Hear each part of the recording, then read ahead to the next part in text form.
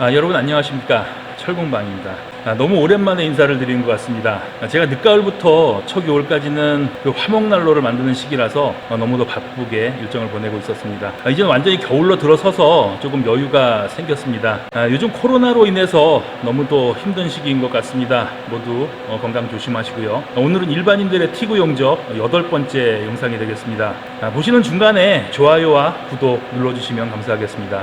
유튜브 등에서 티구 용접으로 검색을 하시면 많은 동영상을 보실 수 있습니다. 그런데 대부분 전문 용접사분들이 산업 분야에서 사용되는 용접 방법들이 거의 대부분일 겁니다. 일반인들이 가정에서 얇은 각파이프 등과 같이 얇은 소재를 사용해서 작업을 할 때는 그것과 조금 다르게 용접을 할 수도 있습니다.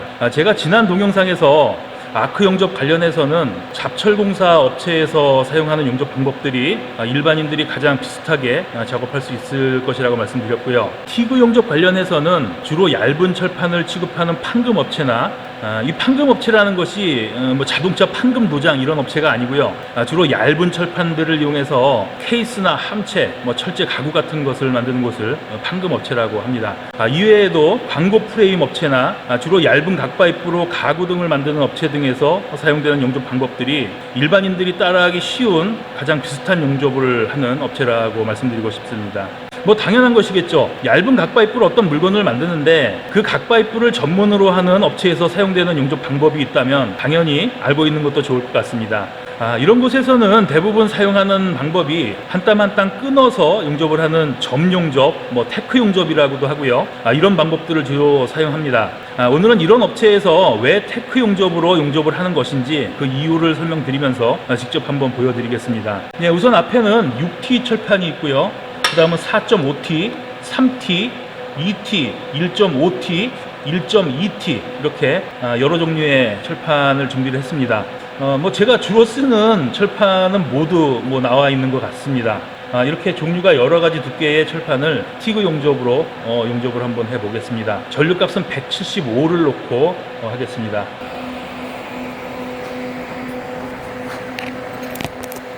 제가 오랜만에 동영상을 만들다 보니까 녹화 버튼을 안 누르고 용접을 다 해버렸습니다. 그래서 다시 준비를 했습니다.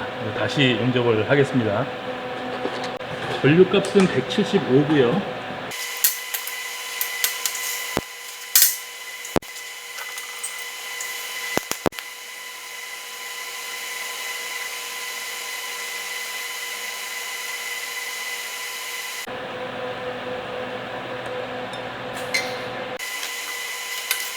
이제 4.5T입니다.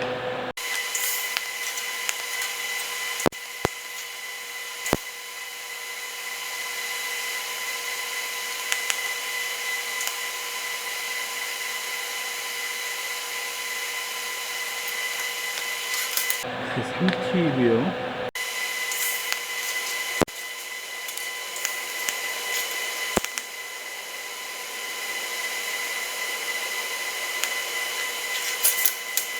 이제 2T입니다.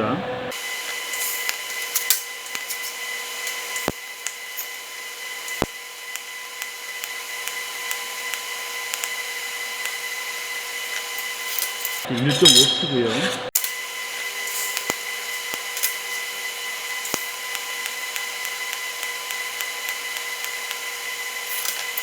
이제 1.2T입니다.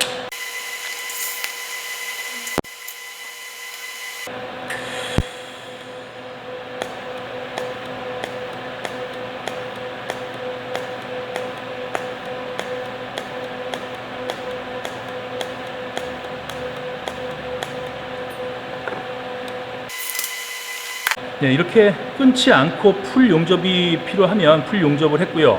175 전류값에서 테크 용접으로 해야 하는 것은 테크 용접을 했습니다. 용접 속도를 좀 더 빨리 하면 2T도 풀 용접이 가능한데 그렇게 하기는 좀 위험하죠. 그래서 끊어서 쉬었다 간 것이라고 보시면 됩니다. 그런데 이 모든 두께의 철판을 풀 용접으로만 한다면 이 얇은 두께의 철판은 전류값을 내려서 해야 됩니다. 아마도 두세 번은 용접기로 가서 전류 조정을 해서 용접을 해야 했을 겁니다. 그런데 생각해 보세요. 공교롭게 이 모든 철판이 한 가지 제품을 만드는데 뭐 짤막짤막하게 들어가 있다면 이 제품 하나를 만드는데 용접 포인트에 따라서 전류값을 계속 조절을 해서 용접을 해야 되는 것이죠. 어떤 물건을 만드는데 순서가 전류값이 비슷한 기준으로 정렬이 되는 것은 아닙니다.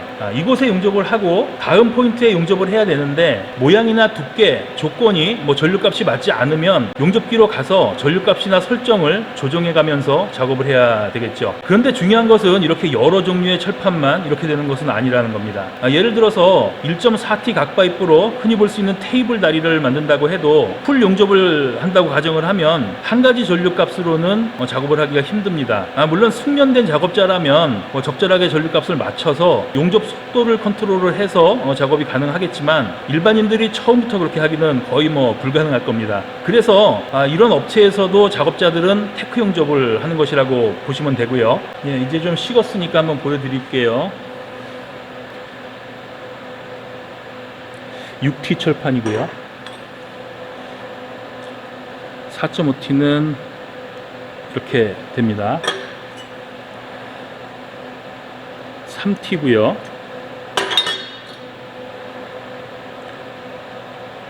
2T 철판입니다. 1.5T고요. 1.2T는 이렇게 됩니다. 이것은 모두 풀 용접을 할 때는 풀 용접을 했지만 테크 용접을 할 때는 손가락으로 시간 조절을 해서 용접을 한 것이고요. 여기서 1.5T하고 1.2T를 이용해서 몇 가지 다른 것을 한번 보여드릴게요.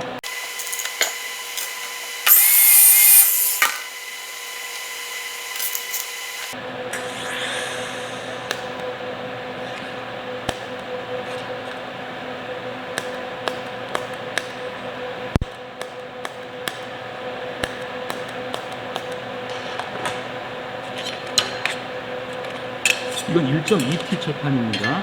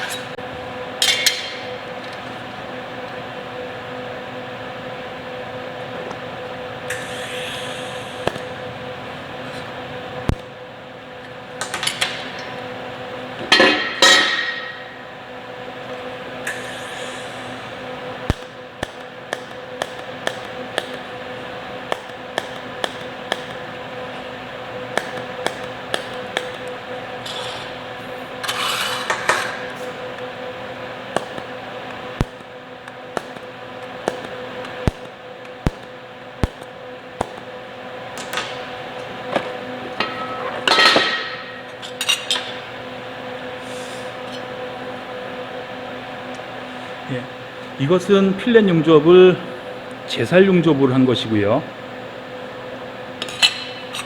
이것은 5개 강고 프레임 업체에서 많이 사용하는 방법인데 외부에서 테크 용접으로 용접을 한 것입니다.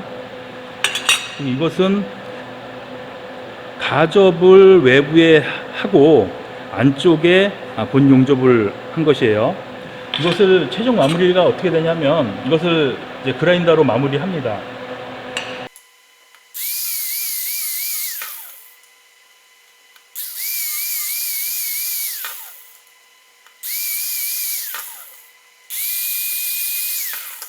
용접한 부분을 거의 갈아내서 이렇게 마감을 하게 됩니다. 그리고 이것도 한번 해볼게요.